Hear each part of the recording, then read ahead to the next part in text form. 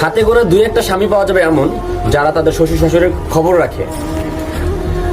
আমার খুব মন কাঁদে ওইসব মেয়েদের কথা ভাবলে যাদের কোনো ভাই নাই। আর আরো খারাপ লাগে তখন যখন ভাবি যে ওই মেয়ের বাবা মার বৃদ্ধ বয়সে কে দেখাশোনা করবে। আমার খুব খারাপ লাগে এই বিষয়টা চিন্তা করে, আসলে যাদেরকে আল্লাহ তাআলা 4টা মেয়ে সন্তান দিছে বা 3টা মেয়ে সন্তান দিছে, তাদের বাবা মাকে কে দেখাশোনা করবে বৃদ্ধ বয়সে। আল্লাহ তাআলা যাতে ওইসব মেয়েদেরকে ভালো একটা স্বামী দান করে, যাতে ওই স্বামী ওই স্ত্রীর বাবা মার দেখাশোনা করতে পারে বা শ্বশুর শাশুড়ি খেয়াল করতে পারে, খেদমত করতে পারে।